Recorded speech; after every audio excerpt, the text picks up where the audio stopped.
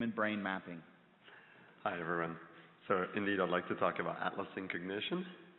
So if you think about making parcels of the brain, historically, the way it was done is by looking at the brain and seeing that there are things that are different. Now, if we want to do this to find functional areas, it becomes a bit more challenging because there are many possible contrasts, and there are a lot of overlaps between them. So really the central challenge here is that of functional specificity. If we think about how we probe mental processes with cognitive neuroimaging, the first thing we do is that we're going to craft an experimental condition that recruits a given mental process. Then we're going to do an elementary psychological manipulation, and we're going to contrast those two to isolate the mental process. So really, we're studying mental processes by oppositions. And now the challenge here is that the results are tied to a simple psychological manipulation and a cognitive model of the task. So these results are really bound to a paradigm, and that's quite important.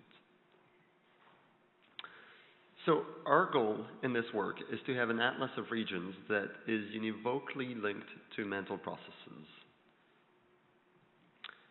And there are basically two kinds of inferences that we can have. The standard one in neuroimaging, which is sometimes called the forward inference, is that the activity that we're detected is implied by the manipulation. And that's what we really get when we do a standard analysis in neuroimaging, a t-test, SPM, standard things. Now, what we might be interested in is actually the converse, that the activity in a given region implies the mental process. And technically, this is a reverse inference in the sense that it's not naturally given by the statistical analysis that we run or by a single experiment. So I claim both directions are interesting, and that's what we're going to try to look at. So we're interested in reverse inference. So we're interested in concluding that the activity in a given region implies specific mental process. So for this, we can use decoding, aka predicting the mental process from the brain activity. So for instance, we could learn to distinguish dogs from cats, and then we predict in a new paradigm. Now we're going to do this across studies. And that's actually significantly more challenging because there is a huge amount of variability across studies. And I claim this is both a challenge but also an opportunity. So first, there is technical heterogeneity. Scanners are different, subjects are different, there are different stimulus modality. But the most important aspect is what I will call paradigmatic isolations.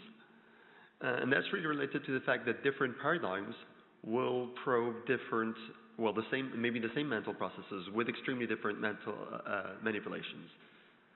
And this is a challenge because we're really using different experimental tools to probe this, but this can also be an opportunity if we can link across the paradigms. Now, this is a difficult thing, and if you're interested in this question, there's this paper by Newell that's called You Can't Play 20 Questions with Nature and Win, that lays out the problem very well, is that you can have a pile of experiments and not be able to find common things across them. However, if you're able to do this, if you're able to generalize across paradigms, this will ground much broader functional associations. So if you have a first paradigm where you have an association that's with seen stimuli and you're able to generalize to a second paradigm where the subject is doing mental imaging, the association that you have is a much stronger one.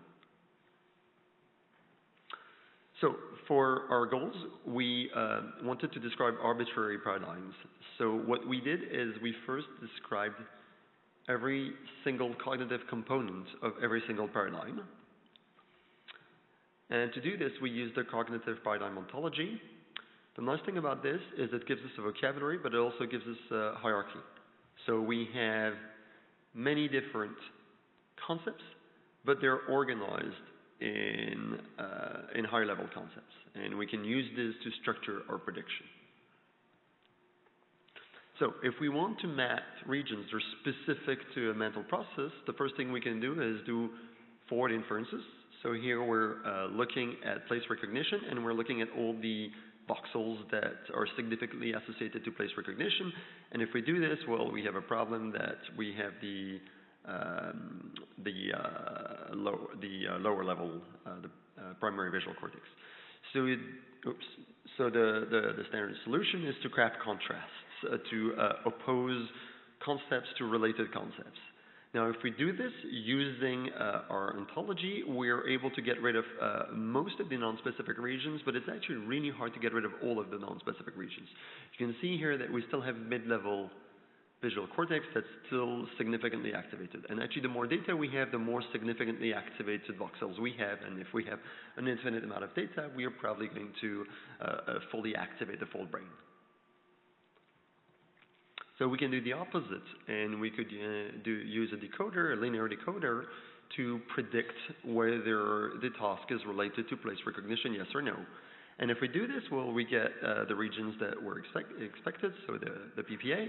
We'll also get other regions, and that's a well-known problem of decoding, is that it can pick up noise to help decoding. And the good thing about contrasts is that they're very good at rejecting noise. So what we're doing is that we're building a consensus between both the forward and the reverse inference that you can see here. And what you can see is that by using both contrasts and decoder maps, we're really narrowing down to the really specific regions. This is interesting because it replaces careful crafting of control conditions. So basically, this kind of process can be done by very carefully crafting experimental manipulations. Now, this is a very difficult task. All the experimental manipulations are imperfect, and it's just impossible to scale at the level of a literature. So now we've done this across 30 studies with 200 experimental conditions, a total of more than 800 subjects. Those studies come from different labs in different continents, and they probe very different cognitive domains. So we manually pre-processed, labeled, and curated all this data. And by the way, it's available on your Vault. You can use it.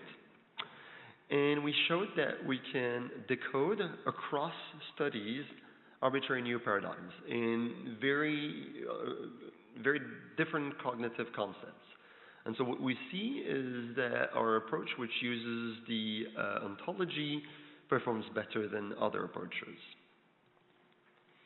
So this gives us a set of regions, and here I'm showing you for the ventral visual areas. So here I can show you what we get if we use contrasts. And what you can see is that there still is a lot of overlap in the mid-level ventral stream. And maybe it's a question of a choice of threshold, but that's somewhat of a challenging thing because the more data we have, the more statistical power we have. Now, if we look at Neurosynth, which does a reverse inference, principal reverse inference for this specific reason, we can see that it's not able to fully cancel the overlap. And the reason really is that the reverse inference of Neurosynth is a univariate, a voxel level reverse inference, so it's not able to cancel out overlap. And so our approach gives much less overlap. And here again, we have a problem with threshold. I could vary the threshold. I could have a map that is more full or less full. But we think this is a more useful decomposition of the brain. So we've done this across 30 studies, 19 mental functions, and we're providing a full brain atlas of cognition. And this is interesting because those regions support across-paradigm reverse inference. So we think this is a strong evidence that those regions are actually useful to conclude about cognition. So what have we learned in this process? I think one thing that we've learned is that prediction allows to ground much broader theories, and explicit generalization across paradigms is actually a very strong evidence of a general conclusion. And the other thing that we've learned is that it's really useful to think beyond a position, and here we've done it by decoding multiple facets of cognition at once.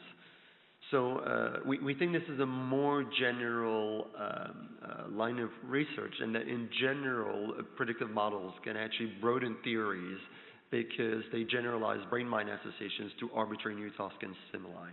So this is a set of ideas that we've put forward in an opinion paper with Russ Poltrak.